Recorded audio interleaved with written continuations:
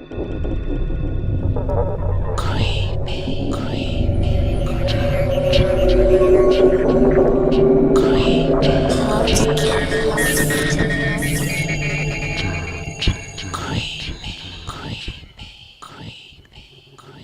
and welcome to Dead Creepy Podcast. This week we are recording in real time from the centre of some disused, abandoned Victorian railway tunnels in the Cwm Clydach area of South Wales.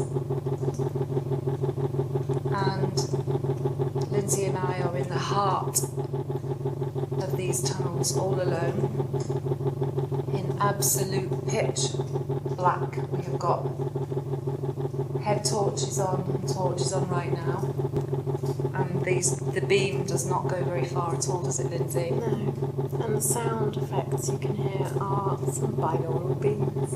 Yeah, we have binaural beats on to charge the atmosphere, although I have to say I think it needs a lot of charging. It's already incredibly,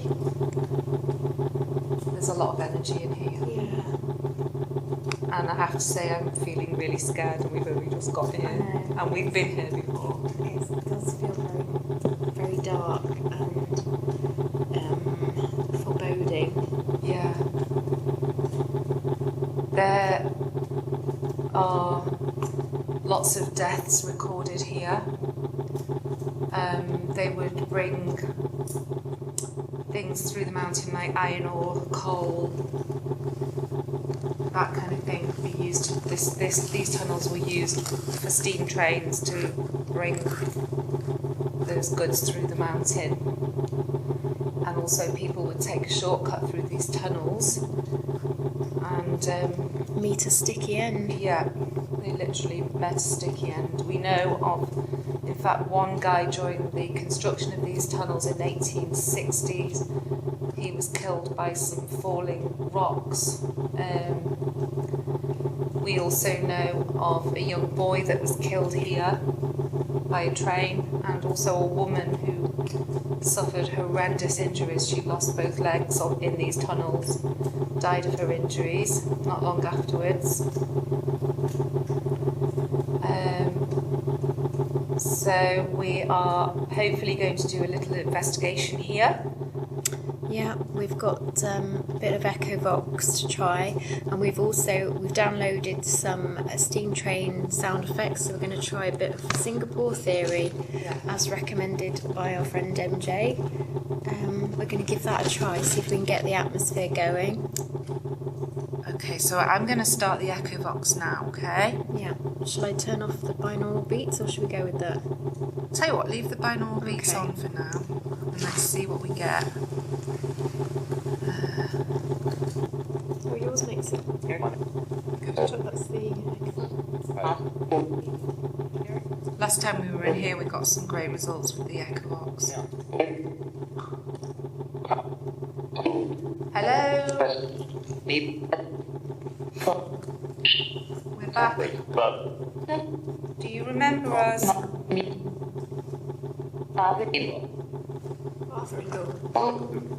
We've been here before.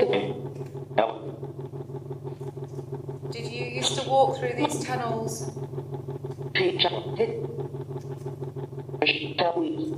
Which tunnels? These tunnels. Which tunnels, it said? We're in the disused tunnels.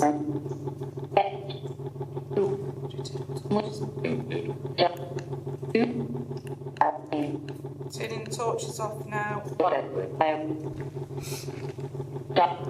Can you come and talk to us?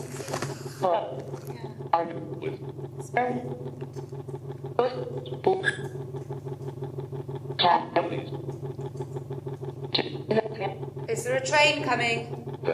Yes. Did you die in these tunnels?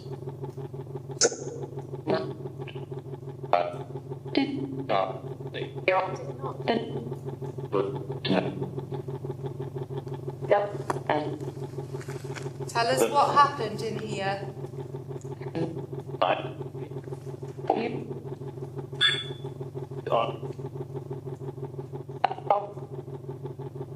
Can we get out of the way if a train comes?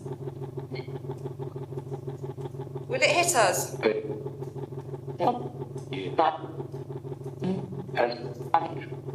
Are we going the right way for Gilwern?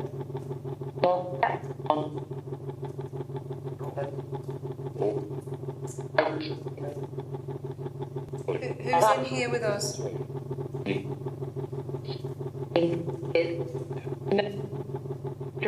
What's your name?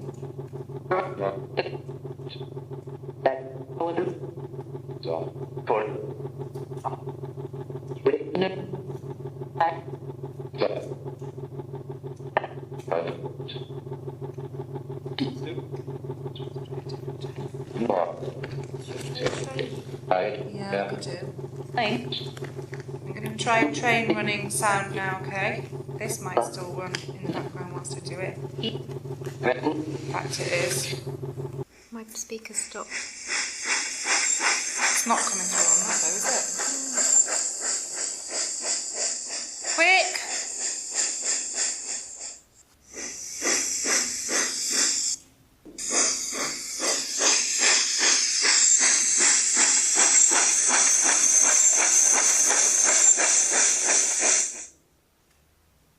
Yeah, down there. Yeah.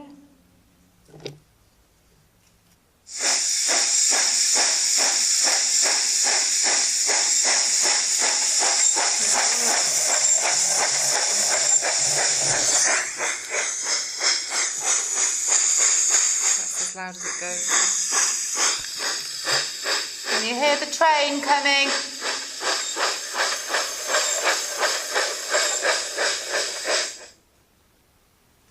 Oh, I just got a drip on my head.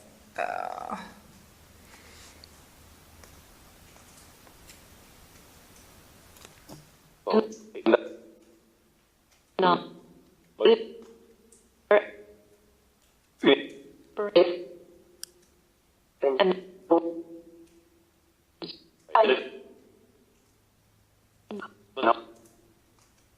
Did you hear the train?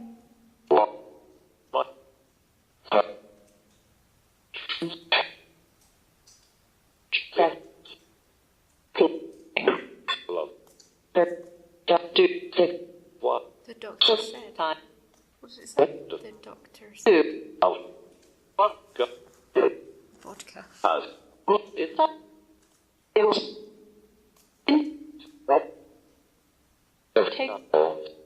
Turn that off. Did you turn that off? Yeah.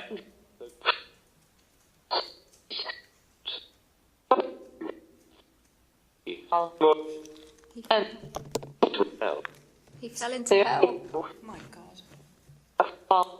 What do you have to tell us? He's right. Do we need to run?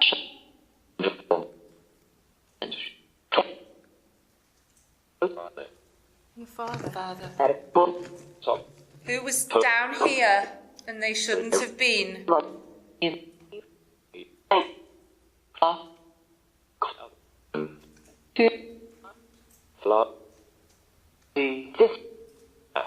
Sister.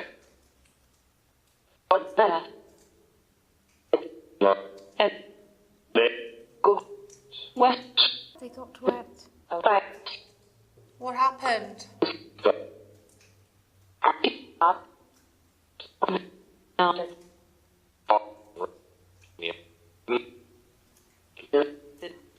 Did you use this tunnel as a shortcut home?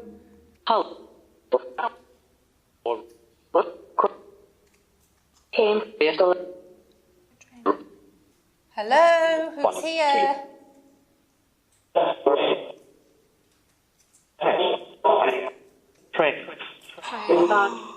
Thank you.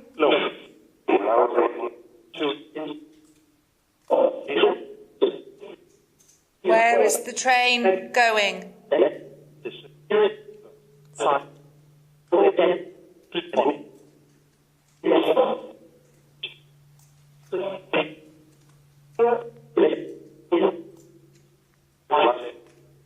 What What's the train carrying? That sounded like a train engine.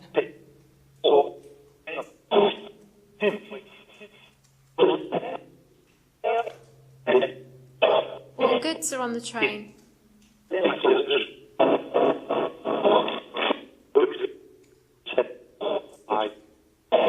What was it carrying? Was it carrying coal?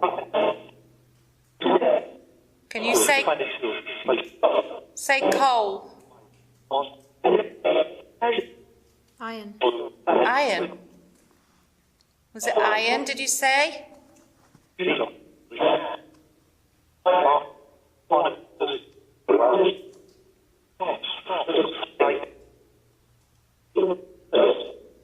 How many people were killed in these tunnels?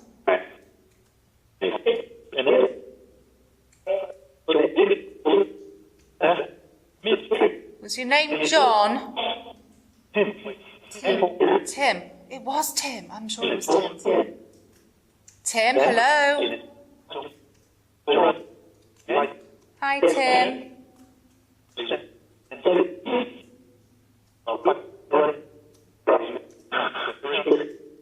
Did James Taylor work here?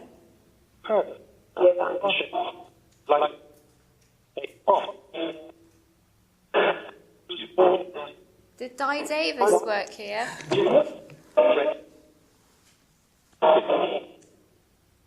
Is anyone going down the Jolly Colliers later?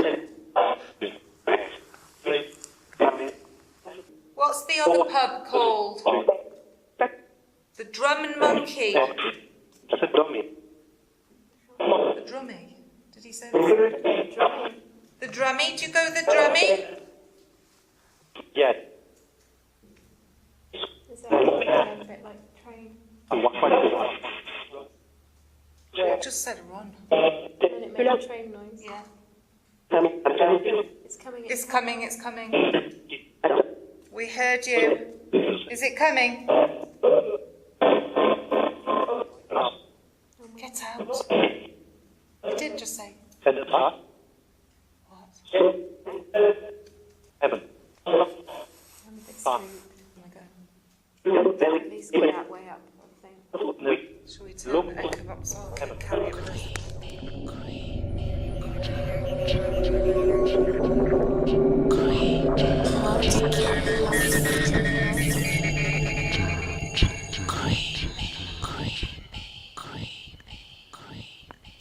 This is Greg Lawson, the paranormal detective. You're listening to Dead Creepy Podcast.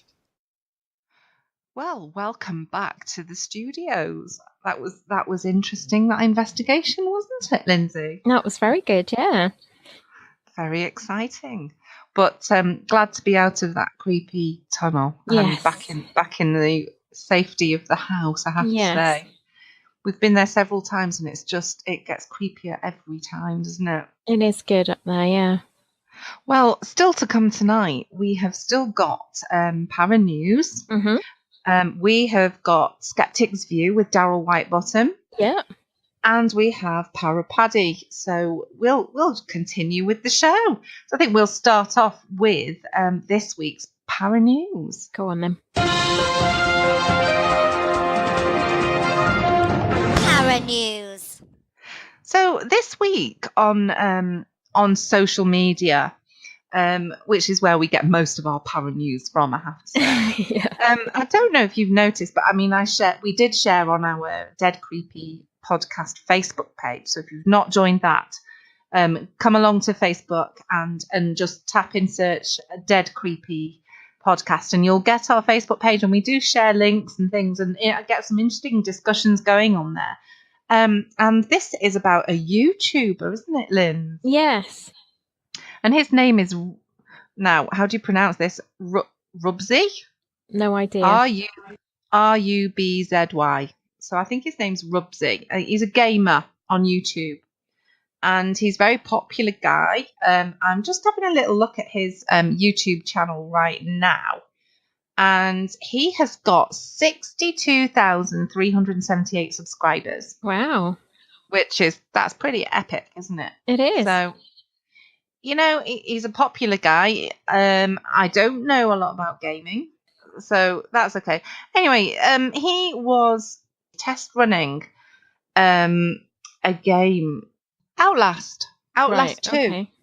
So he was test running Outlast 2, and he was in his mate's apartment whilst he was doing it. So behind him, all you can see are 2 doors, and you can see a little bit of a kitchenette area and a table. You know what it reminded me of? This is totally off topic, but it reminds me of the scene in Coronation Street, Gail Platt's house. It looks exactly the same as that. Oh, okay. Yeah, it just looks exactly the same as Gail So- Platt's house. Anyway, So you're saying it looks like a set? yeah, actually, it does look like a set. Well, he's sat on the sofa and he's playing the game, and in the corner you've got the actual screen of what he's testing the game, and going on in the background, you suddenly start to see the door opens slowly Yes. on it and slams shut on its own. Yes. More than once, and he's seemingly at first not quite unfazed. Yes. And he jumps out of his skin as this door slams, because obviously he's got his back to the door. Then you start to see the lights going on and off in the hallway behind him. Yeah. And he starts to get a bit freaked out, and he goes and checks it out. And I'm assuming he's got people talking to him through his headset, because it's a live gaming stream Yeah. that he's recording. And they say, go and check it out. And he looks, and there's nobody there. Yeah, and he he's- turns the light off, doesn't he? And That's right. and then sits back down, and it happens again, and yeah. And then it went pretty viral. Yeah. And then he released it again. Yes, he a went second. back. Yes.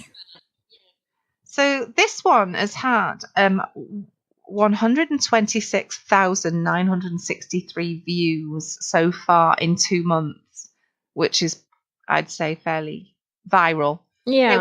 It's gone more viral than our sheep video anyway. Yeah. I'll give him that. The second he did it again, because a lot of people were saying, you've got to go back to your mate's Yeah. flat and see if it happens again. And in the second video, he's a lot more nervous. Appears to be Yeah. a lot more nervous. Yeah. And he starts playing the game, but his voice is shaky, and he's like, oh, I'm really nervous, guys. I hope it's not going to happen again. And of course, well, it does, doesn't it? Yeah. And if you've not seen these videos and you'd like to see what we're discussing, go along to our Facebook page and have a look, or just pop in YouTube, pop in Rubzy with a Z, and it should come up. It's Haunted live on stream, and he's put up there. So what do we think? Is it a hoax or is it genuine? The first time I saw the first one, you think, oh, this could be interesting. It does appear to be a very genuine situation where it's a YouTuber filming themselves gaming. And something happens, like the door slams, and you think, oh, wow, yeah, that is pretty good. And you think, oh, I'll keep watching. But then it happens again. And then you get the different activity, so the light switch going on. Mm. And then a bit later, you get the box moving off the table. And I just think, well, having been on loads of ghost hunts and investigations, if you get a piece of activity, you're really lucky to get one piece of activity. Hardly ever do you get repeat activity, and so many extra factors. Because, I mean, I've always been led to believe that spirits, it takes an awful lot of energy for them to be able to communicate one thing. So like a light switch could be all it can muster in one evening. And then for him to go back and the same thing happen again. I mean, how many times have you been on a ghost hunt where people say, oh, last time we were here, this happened? And does it happen to you? No. So it seems a little bit too consistent. Yeah, I think you're spot on. And also his reactions in the second one seem pretty hammed up to me, a bit acting. I have to say, my gut feeling is that it's all fake, and I know it looks like he doesn't need the extra viewing figures, but he'll be. I mean, with this is incredibly cynical of me to say, but he will be getting money paid to him per view, Right. or he'll be getting advertising revenue. I'm imagining if he's that popular, the people that own the games will be asking him to promote them. Yeah. And this is a haunted. It's a scary game. Yeah. So people that are playing this, I'm imagining it's an 18 certificate Right. game. So people So are playing it is really good advertising, isn't it, for them? Let's be honest, it is, and if it's gone viral, it's certainly got some attention for him. So, I mean, a fantastic marketing ploy from that point of view. I think there's a lot of comments on his videos on YouTube, and people are believing it. Yeah. Now, one of the things that worried me slightly is that my son, he's nearly 12, he'd seen this video because his friends were talking about it at school. Now, my son, he's not scared by it because his mum's a paranormal investigator, so he thinks that's quite cool, and he's not scared by this kind of thing. But I think at that age, you could argue that there should be strict parental controls over YouTube, but the YouTube video itself isn't. No, I don't think. Is it? No, I don't think it's a particularly frightening clip. No, it could be. It could be, I guess. I guess what I'm saying is that the people that are watching that are quite easily influenced. So there are a lot of people that are believing this to be paranormal, and they're choosing to believe it without really looking at the facts. And I would say he might lose a little bit of credibility when they find out that it's not. This isn't genuine. If of course it isn't. Because he's kind of conning your fans a little bit. If it is, if they look up to these YouTubers, they're real celebrities, aren't they? But then I suppose if you've been doing the same thing for months on end or years even, it might be interesting just to shake things up a bit and try a new angle. I agree. It would, and it is an 18 game, so I guess it's down to individuals to make their own mind up. He's quite a good actor to start with in the second video, but towards the end of it, I just wasn't buying it. No, I wasn't. No. I really wasn't. I mean, if it is paranormal, then it's definitely a very active poltergeist. Yeah, I think it would have worked better if the first one was standalone, but he had to go back and push it just that little bit further. You just think, nah, you've gone too far now. He spoiled that a bit because in terms of YouTube videos, there's another one that I really like. I'm just going to quickly try and find it.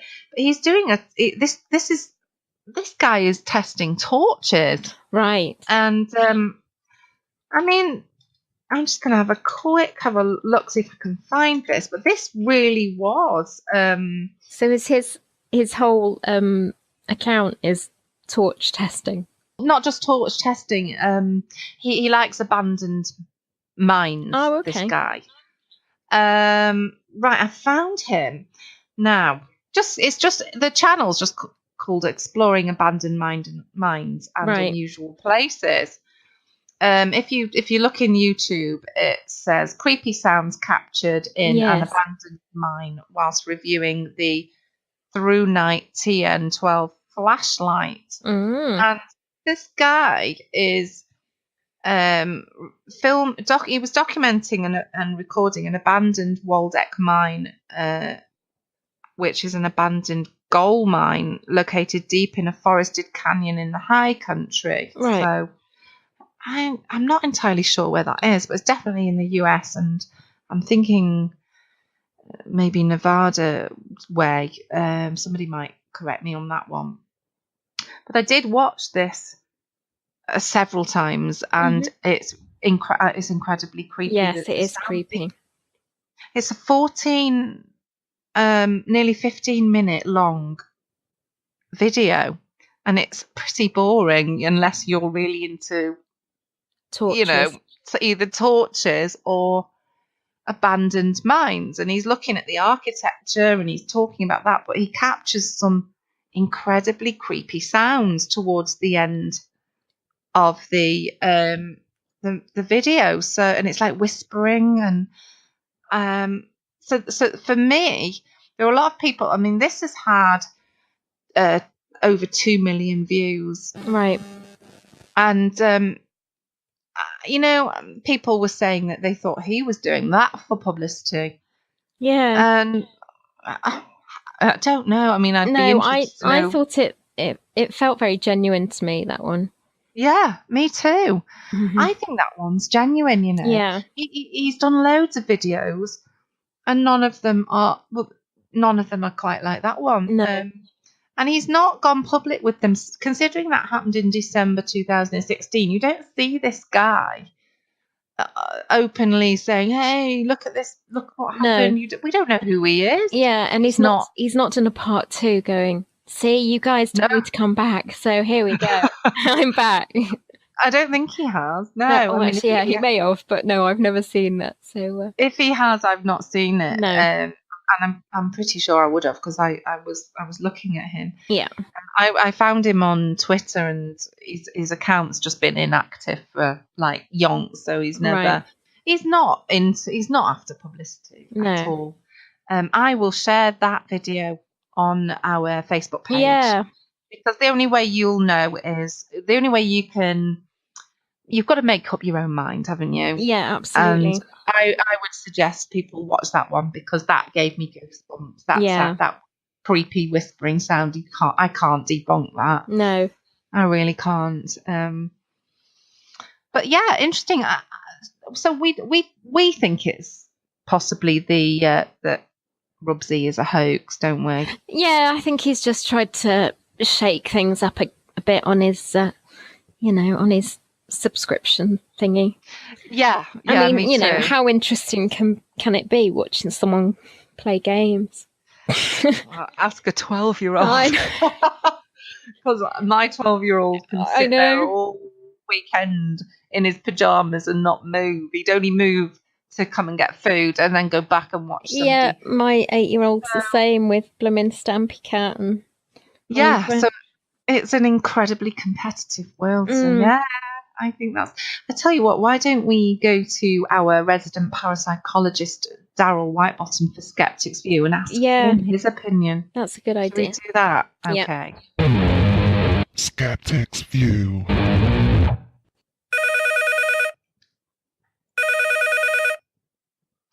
Hello, Daryl Whitebottom. Are you there? Hiya. Hi, Daryl. Hiya. I hope you're well, and I hope you've been able to have a look at the links I've sent over to you with Rubzy, the YouTube gamer, and his alleged haunted friend's apartment. Yeah, go ahead, Daryl. What are your thoughts on that? Well, I noticed in his YouTube video that he was starting to panic. Well, if you panic, your breathing rate increases and your breathing would raise air humidity and moisture content. And, well, cardboard boxes, being a porous material, would absorb the moisture, and that could make it heavier, and, well, that's possibly why it suddenly moved like it did. Wow, that's quite a complex explanation, but Yeah, wow. very interesting. So you think that's why the boxes on the table moved at the end? Yeah, I mean, that wasn't the only phenomenon in the video, though, Daryl. How about the one where the door moves? Well, me mate, DIY Dave, he said that if you don't put the hinges on the right way up, then the door can keep opening like that. Oh, Right. Not heard that one before. I didn't know you could put hinges on upside down. No. But who are we? I'm rubbish at DIY, so I wouldn't know. No, I wouldn't have a clue. What about those lights though? The lights kept going on and off. What about that? Well, it could have been a spider crawling over a motion sensor or something. I'd be more scared of a spider than I would a ghost, I think. Yeah, I think I don't think it was a motion sensor type thing, because he actually physically switched them back on, didn't he? I can't see that one being it. Well, this once, me mate, Lecky Jim, well, he wired up our Tony's fridge so that every time he opened the door to get a new beer, the TV channel turned over to Bid Up TV. Oh, so you think it could have been a wiring thing? It could have been, I suppose. That's a more likely explanation. I guess so. It just seems a lot of explanations. Yeah.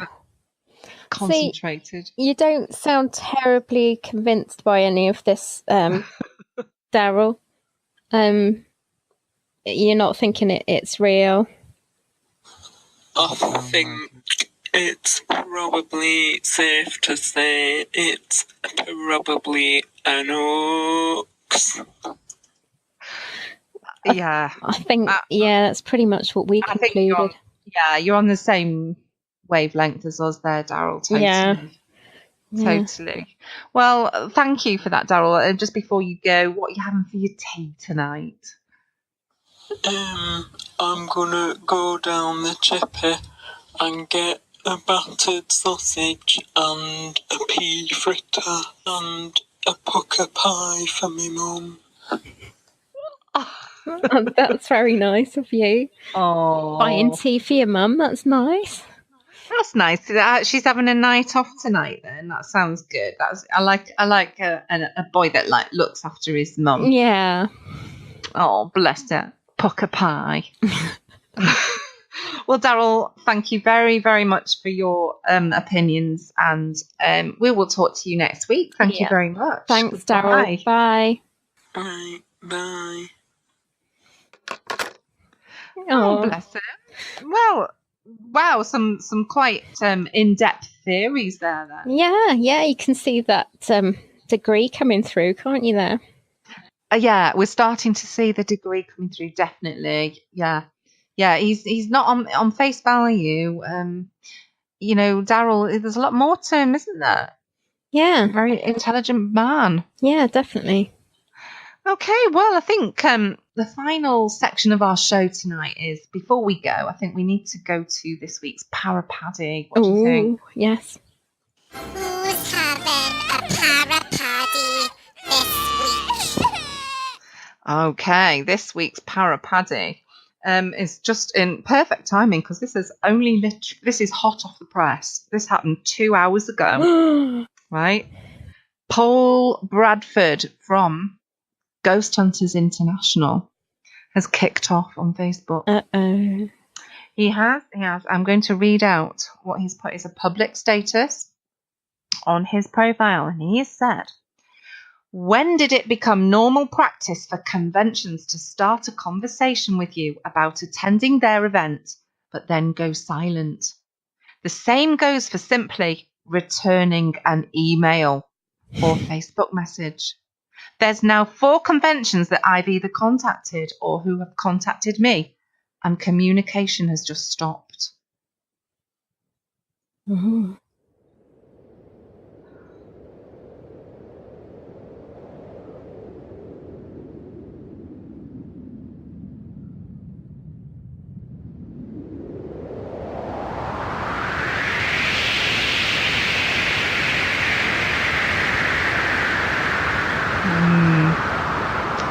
See that tumbleweed just go past them? Yeah. Yeah, wow. Wow, I have to say I agree with him. It's incredibly rude of them not to return his email. Mm. Incredibly rude, yeah. Can't think of anybody that would do that. So yeah, well, there's nothing more to say on that matter, really, is there? We're Not with really, you. no. We're with you. Yeah. We agree with you. We agree, Paul. It's rude. Yeah. Bloody rude. So I think that concludes the end of our show. Well, Wow. I tell you what there will be at the end, just after the music. I'm going to read out a spooky story. So keep tuned in for that, because we didn't do it last week because we had so much with the cave investigation, and we missed that one out. So stay tuned if you'd like to listen to a creepy story. Yes. And also, we just have to say our competition winner, Paddy O'Grady, your top is in the post. Yes. And it's right as we speak, on its way to you. And hopefully, by the time you're listening to this on Friday, it should be there. You should be sat wearing it. I hope you are. And he's promised faithfully that he will send us a photograph of him wearing the Star Trek top that he won in our competition. Yay! So exciting.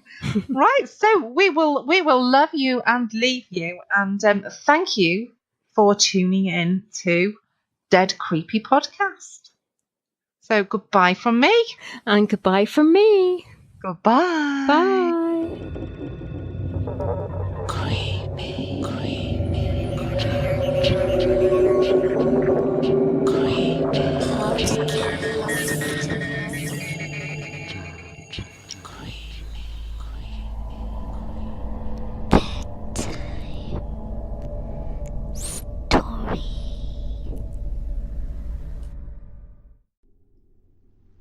I'm originally from Canada, but I moved to Korea about 3 months ago to teach English.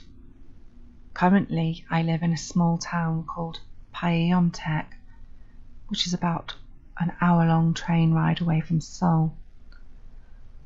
Honestly, I feel kind of stupid even writing this stuff down. Most of the other teachers at my school don't seem to notice these things, and the few who do don't really care. It took me a while to even notice anything was wrong. I'm not very observant, and at first I thought it was just my imagination. Lately, though, things have been getting weirder, so I just wanted to get these out there and see what you all think. This started as kind of a joke amongst me and my co-workers, but given everything else, I figured I'd write it down anyway. It was about a month after I arrived at Pyeongtaek. 2 of my fellow teachers and I were grabbing a late dinner, and we cut through a park close to City Hall.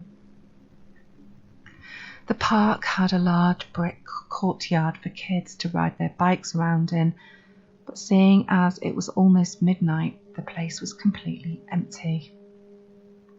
As we were walking across the park, I noticed there was still a child's tricycle in the middle of the courtyard, even though there was nobody else around. I pointed this out to my co-workers and jokingly said, "Do you think the kid riding that got bored and left, or just vanished into midair?" We had a bit of a laugh. It's not really that funny in retrospect, and we may have been a little bit buzzed. We walked to the restaurant. Over dinner we chatted a bit, and my co-workers, Sasha and Cal, told me they find abandoned things all over town from time to time. Most were odd but not unusual, like half-finished takeout containers or cups of coffee, sets of house keys, and the occasional cell phone. Lots of people in our area throw away sets of perfectly nice furniture as well, which incidentally was how I was able to make my apartment so comfortable for cheap. There were a few strange things though. Cal found a pair of shoes on the way to work the other day that were positioned one in front of the other as if someone had been walking in them. And Sasha found 2 bags of groceries from the Lot Mart near our apartment the previous week laying near a bus stop. As they talked, I realised I had also seen a heavy overcoat laying on a park bench the day after I arrived, as well as a few other random things. After a while of talking about this, Sasha got a look in her eyes and began to grow quiet. I asked her what's up, and she said, "You know, I never really thought about it until you said the thing about the tricycle. Lots of things we've seen, like the groceries and the shoes, sounds like someone was in the middle of using them and then just left or vanished. I know that sounds stupid, but who the hell just leaves 2 shoes lying in the middle of the street?" I thought about it for a second and said maybe they were old shoes and fell out of somebody's garbage and just landed like that. "Yeah," Cal said. "That makes sense. Someone could have just gotten on the bus and forgotten their groceries as well." "Okay," said Sasha, turning to me. "But you found that overcoat on the park bench just after you arrived, right? So that would have been at the start of July. Who carries an overcoat around in 80-degree weather?" "I go out walking late at night." "Yeah, I know, lame horror movie trope, but I really do. My classes are at a private academy, so they're all later in the evenings, and as such I have a really messed up schedule. Most days I don't fall asleep until well after the sun has risen, so I find that a walk around town listening to music helps me relax a bit. My parents worry about me a lot, and they're always telling me not to go out late here, but turns out the petty crime rate in Korea is actually fairly low, so I've never been that concerned. The only thing I was warned about during my training was that sometimes the locals will try to pick fights with foreigners when they've had a bit too much to drink, and there are lots of places to drink in Paionte, so I do keep my guard up when I pass a crowd outside a bar or see you late at night. I'm a big guy, but not much of a fighter. Fortunately, most of the time it hasn't been an issue other than some odd looks. There was this one time though. I was out around 2 or 3 in the morning. There was a crowd of guys standing outside a CU, but all the lights were off. This was a little unusual because they're normally open 24 hours, but not that crazy. As I approached, a few of them turned to me and just stood there. I could tell they were staring at me, but I couldn't make out any of their features. At this point, I noticed that not only were the lights in the CU off, but the entire street had gone dark. I'm not sure how I missed that up until now, but before I had time to think about it, one of the guys broke from the crowd and ran straight towards me. I was startled but braced myself. I was told by my trainer to make an X with my hands, which means no here, and back away without engaging. I took my headphones off and went to put my hands up, but the guy reached me and grabbed my shoulders. Without my headphones on, I suddenly realised that even for late at night, the town was extremely quiet. The only thing I could hear was a faint, deep, droning noise in the distance that I couldn't identify. Up close, I could make out some of the guy's features. I expected him to look angry at me, but instead he just looked terrified. He also looked like he hadn't eaten in days, and his clothes were extremely worn out. He shook me and yelled something in Korean. I don't speak the language very well, but I understand it enough to know he was yelling the same words over and over. At the time, I was more startled and confused than anything, but in retrospect, there's something about the way he was looking at me that's really unsettling. I do get weird looks here all the time. I'm almost a foot taller than the average person, and I have a beard, but this was different. He looked like a mixture of confused, terrified, and enraged by me being there. Over his yelling, I heard a sound in the distance, kind of like thunder. And he suddenly let go and ran off down the street in the direction I had come from with the rest of his friends. I stood there alone on the dark street for a few minutes before continuing on. The thunder sound kept repeating, and it seemed to be moving closer to where I was. When I turned onto the next street, I saw that all the lights on this block were still on. I looked back, and the lights on the street I were on were all lit up again, and the thundering noise seemed to have stopped. And I couldn't find any sign of the guys I had run into. The next day I told Carl about what had happened. He shrugged and said they were drunk. They were probably just freaked out by the blackout or screwing with you on purpose. It happens. I asked if he thought the blackout could have been caused by the thunderstorm.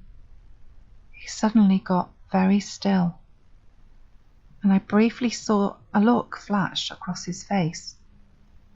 But then he shrugged it off and said, "Yeah, probably caused by the thunderstorm." To be continued.